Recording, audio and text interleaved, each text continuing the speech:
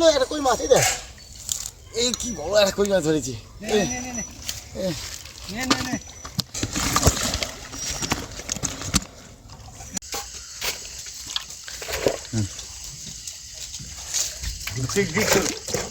খুলে দে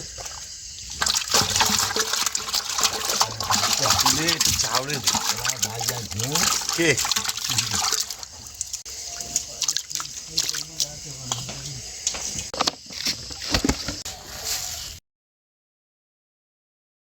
এই যে বড় একটা রূপচাঁদ মাছ, এইবার এই মাছটা কেটে নেব। সকালে পুকুরে জাল দিয়েছিল তো সেই পুকুর থেকে উঠেছে এই মাছটা।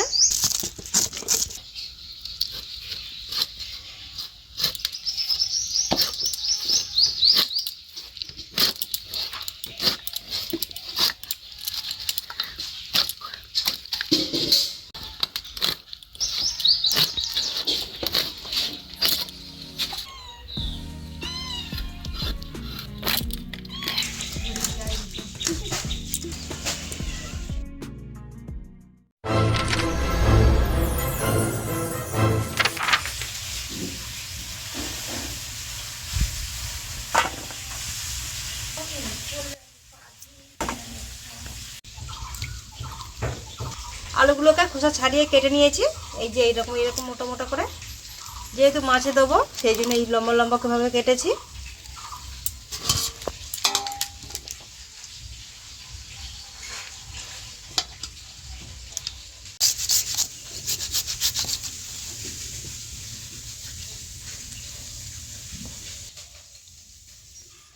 নমস্কার, রূপসা রান্নাঘরের নতুন একটা ভিডিওতে আপনাদের সবাইকে স্বাগত। আজকে চলে এসেছি নতুন একটা রেসিপি নিয়ে। আজকে দেখাবো পুকুরে ধরা রূপচাঁদ মাছের কালিয়া। আর এই রূপচাঁদ মাছটা আজকে সকালে পুকুর থেকেই ধরা, পুকুরে জাল দিয়েছিল, রূপচাঁদ মাছটা উঠেছে, তো সেই মাছটা দিয়ে আজ দেখাবো। আর রেসিপিটা পুরোটা দেখবেন, আপনাদের ভালো লাগবে। এই যে রূপচাঁদ মাছ নিয়ে নিচ্ছি, এবার এর মধ্যে নুন আর হলুদটাকে মাখিয়ে নেবো। দিয়ে দেবো নুন,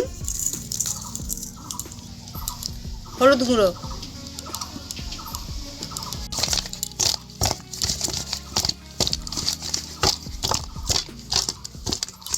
উনানটাকে জেলে দিয়েছি। আর এইবারে দিয়ে দেবো কড়াইতে তেল। কড়াইটাও গরম হয়ে গেছে।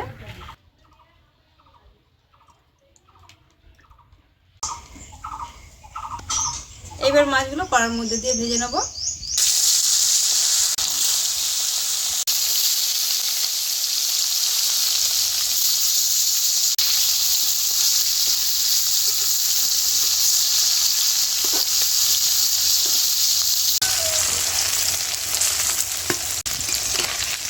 এক সাইড হয়ে গেছে, উল্টে দেবো।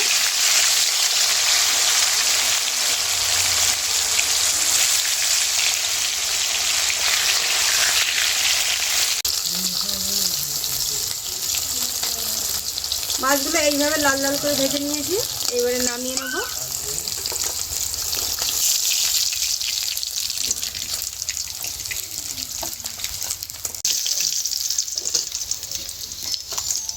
মাছ ভাজা তেলের মধ্যে আলুগুলো দিয়ে একটু ভেজে নেব।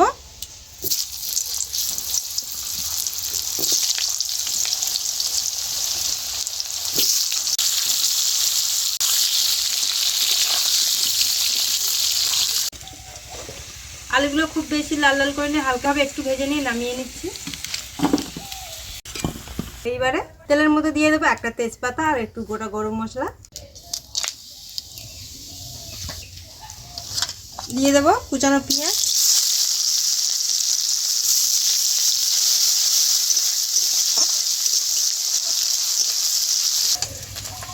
পেঁয়াজটা লাল লাল করে ভেজে নিয়েছি। এইবারে দিয়ে দেবো আদা রসুন বাটা,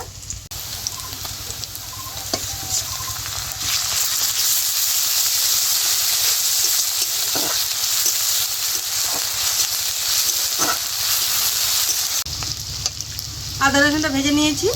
এইবারে দিয়ে দেবো দুটো টমেটো পেস্ট,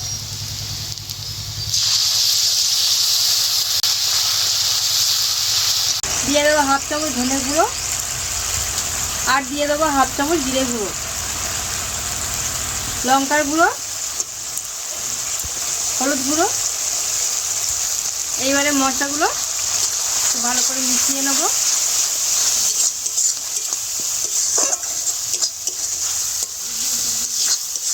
মশলাটা কষানো হয়ে গেছে, এবার দিয়ে দেবো ভেজে রাখা আলু।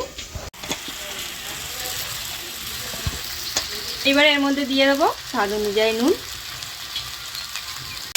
এবারে সব কিছু ভালো করে মিশিয়ে নেব। এইবারে দিয়ে দেবো জল।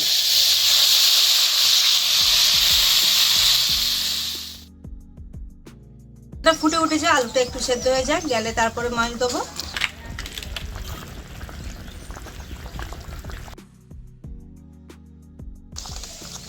আলুটা সেদ্ধ হয়ে এসছে, এবারে দিয়ে দেবো ভেজে রাখা মাছ।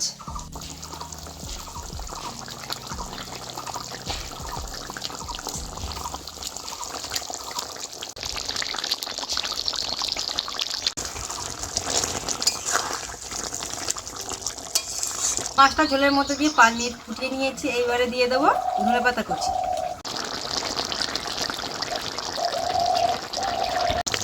আর দিয়ে দেবো অল্প একটু গরম মশলা গুঁড়ো।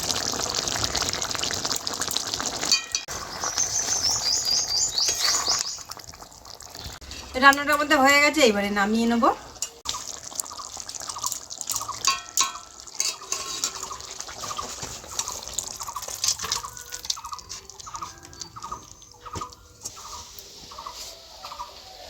আমাদের এই রূপচাঁদ মাছের আলু দিয়ে কালিয়া রেডি খাওয়ার জন্য।